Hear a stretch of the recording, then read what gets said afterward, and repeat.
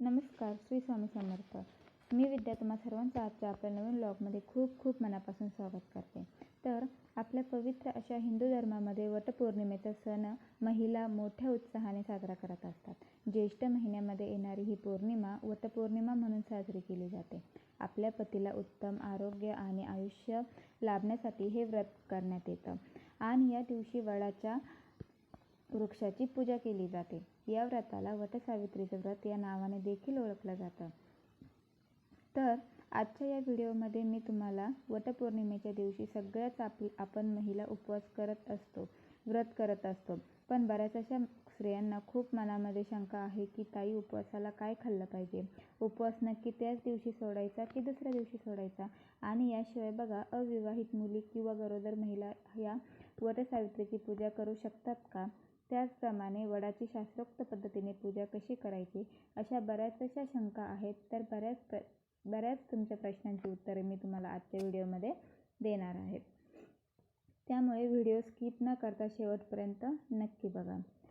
तर यंदा 2026मध्ये 29 जून रोजी पहाटे 3:07 पौर्णिमा सुरू होईल आणि 30 जून रोजी पहाटे 5:27 ही पौर्णिमा तिथी संपेल. त्यामुळे उदय तिथीनुसार पौर्णिमा व्रत 29 जून रोजी पाळलं जाणार आहे. आता तुमचा एक महत्त्वाचा प्रश्न असेल की वटपौर्णिमेचा उपवास कधी धरावा आणि तो कधी सोडावा. तर वटसावित्रीचा उपवास हा वेगवेगळ्या भागांमध्ये, वेगवेगळ्या शहरांमध्ये वेगवेगळ्या पद्धतीने करण्याची पद्धत आहे. तर तुमच्या भागात, तुमच्या शहरात अशा पद्धतीने वटसावित्रीचा उपवास केला जातो याची माहिती तुम्ही काढा आणि त्यानुसार प्रथम तुम्ही उपवास करण्याचा प्रयत्न करा. आणि जर तुम्हाला माहिती मिळालीच नाही तर मग तुम्ही व्हिडिओमध्ये जे ऐकताय त्यानुसार उपवास करू शकता. माझ्या माहितीनुसार वटसावित्रीचा उपवास करण्याच्या 3 पद्धती आहेत. त्यातील पहिली पद्धत जी आमच्या भागामध्ये केली जाते ती म्हणजे वडाची पूजा करेपर्यंत उपवास धरला जातो. या वेळेमध्ये वडाची पूजा करेपर्यंत तुम्ही चहा घेऊ शकता, दूध घेऊ शकता किंवा कॉफी पण घेऊ शकता, एखादं फळ किंवा ज्यूस घेऊ शकता. पण फराळाचे कोणतेही पदार्थ खाल्ले जात नाही. डायरेक्ट वडाचं पूजन केल्यानंतरच जो काही आपण पूर्ण वर्णाचा स्वयंपाक केलेला आहे तो जेवण करून हा उपवास सोडला जातो. दुसरी पद्धत म्हणजे काय की दिवसभर उपवास केला जातो. दिवसभर उपवासाचे फराळाचे पदार्थ खाल्ले जातात. चहा, दूध, कॉफी, फळं घेतली जातात आणि रात्री चंद्र उदय झाल्यानंतर उपवास सोडला जातो. बऱ्याच भागांमध्ये यानुसार देखील उपवास केला जातो. त्या व्यतिरिक्त तिसरी पद्धत आहे, बऱ्याच भागांमध्ये अगदी 24 तासांचा उपवास धरला जातो.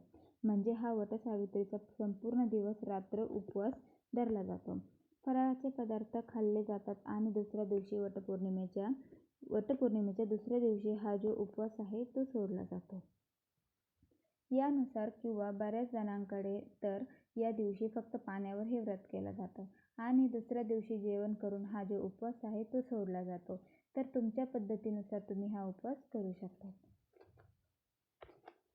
दुसरा प्रश्न म्हणजे जर तुम्ही गरोदर असाल तर दुसरा, तिसरा, चौथा, पहिला, 5वा, 6वा यापैकी कोणताही महिना सुरू असेल तर मग अशा वेळी तुम्ही वटसावित्रीचा उपवास पण करू शकतात आणि वडाची पूजा पण करू शकतात.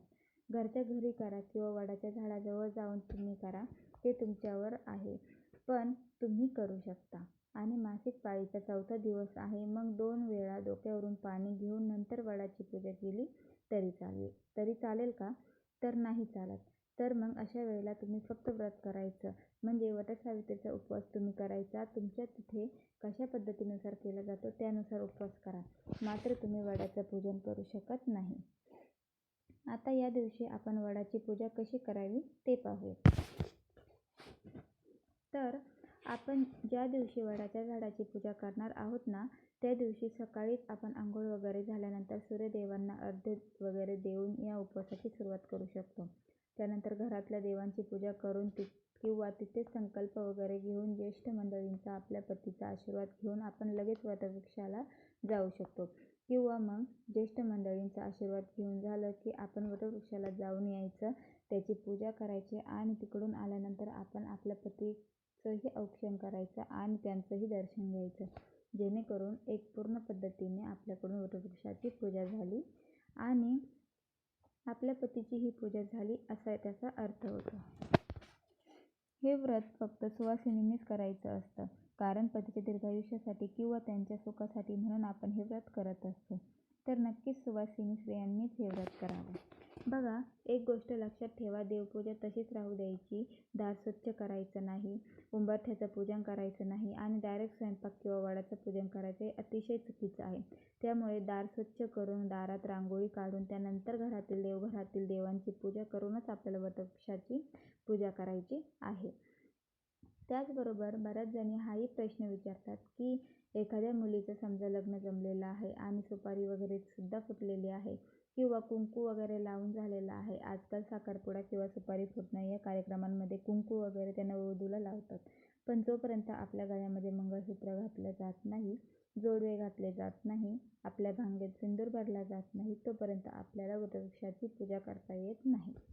तुम्हाला समजा योग्य पती मिळावा म्हणून व्रत करायचं असेल, मग त्यासाठी हे व्रत वटसावित्रीचं व्रत तुम्ही करू शकतात का, हा प्रश्न असेल तर हा सुद्धा प्रश्न तुमचा चुकीचा आहे. त्यासाठी हरतालिका हे भाद्रपद महिन्यातील व्रत केलं जातं किंवा भगवान शिवशंकरांच्या संबंधितली जी काही व्रतवैकल्य असतात ती सुद्धा करण्याचा सल्ला दिला जातो. वटसावित्रीचे व्रत खास करून लग्न झालेल्या महिलांसाठीच आहे आणि त्यातल्या त्यात सुवासिनी स्त्रियांसाठीच आहे, हे मात्र लक्षात ठेवावं. आता मी तुम्हाला या व्रताचा शास्त्रशुद्ध विधी सांगते, जेणेकरून ज्या महिला अगदी पहिल्यांदाच वटसावित्रीचं व्रत करणार आहे. आता आपण वटपौर्णिमेचं व्रत करण्यासाठी पूजा साहित्य काय लागतं आणि आपण ती पूजा कशी करावी याबद्दल माहिती जाणून घेऊयात. सुरुवातीला साहित्य काय लागतं हे पटपट ऐकूया. बघा, तर हळदी कुंकू, त्याचबरोबर धूप, दीप, अगरबत्ती, निरंजन, 5 फळे. खास करून आंब्यांना मान असतो, तर आपण 5 आंबे घेतले तरीही चालेल. त्याचबरोबर पूजा करण्यासाठी सुद्धा लागतील, फुलं लागतील. दिवा ठेवण्यासाठी थोडेसे तांदूळ न्यायचे आणि पूजा करण्यासाठी सुद्धा आपल्याला अक्षतं लागतात, तर त्याही घ्यायच्या आहेत. वडाला गुंडाळण्यासाठी पांढरा मोठा धागा म्हणजे अख्खा रील्स मिळतो ना, तोच आपण घेऊन जायचा आहे.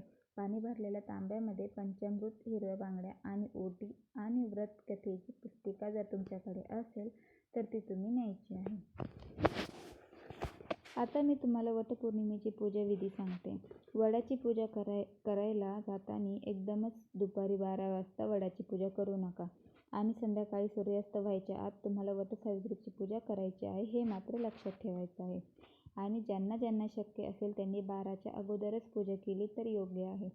ज्यांना अगदीच म्हणजे वटवृक्षाची पूजा करायला बाहेर जाता येणार नाही, मग तुमच्या घरच्या घरी पूजा करण्याचं ठरवणार असाल तर मग घरी तुम्ही कुंडीमध्ये एखादा छोटासा वटवृक्ष लावा आणि त्याची पूजा करा.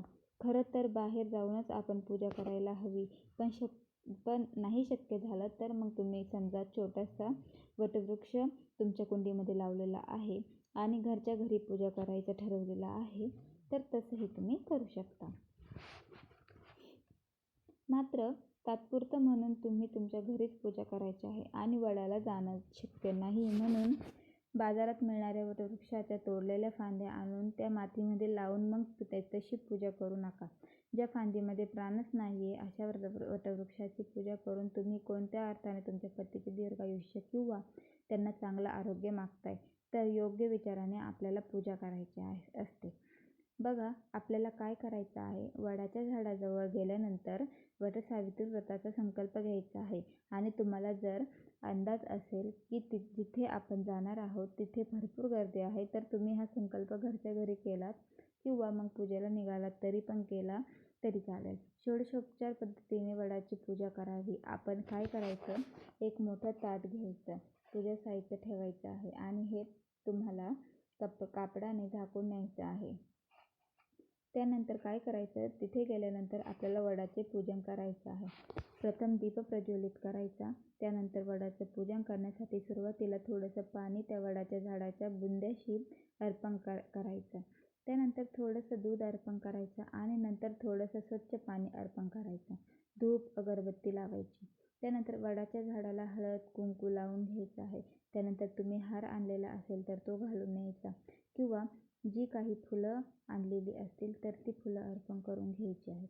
तुम्ही साखर, एखादे फळ किंवा पंचामृत वगैरे सोबत जी काही नेलेली आहे त्याचा नैवेद्य दाखवून नमस्कार करून त्यानंतर मग आपल्याला जो काही आपण धागा आणलेला आहे तो धागा जो आहे तो 7 वेळेस वडाच्या झाडाला आपल्याला गुंडाळून घ्यायचा आहे. पांढरा सुती धागा असतो तो 7 वेळेला क्लॉकवाईज आपल्याला प्रदक्षिणा घालत ओढून न्यायचा आहे.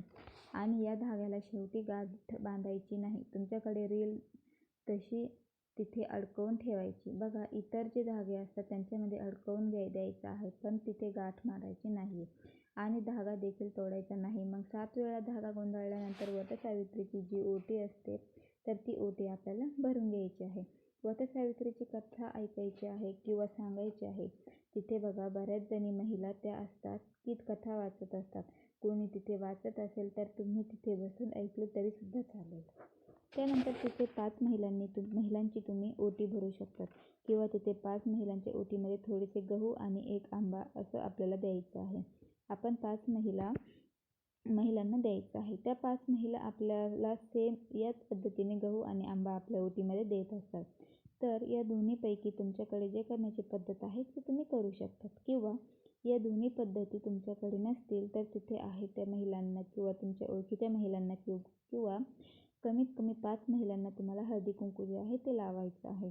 आणि त्यानंतर मग आपण आपल्या घरी येऊ शकतो. आणि आपल्या घरी आल्यानंतर बऱ्याच जणांनी घरी बघा या दिवशी पतीचे औक्षण करण्याची पद्धत आहे. मग घरी आल्यानंतर पतीला औक्षण करायचा आणि त्यानंतर पूर्णावरणाचा जो किंवा काही स्वयंपाक बनवलेला असेल तर तो खाऊन आपल्याला उपवास सोडायचा असतो.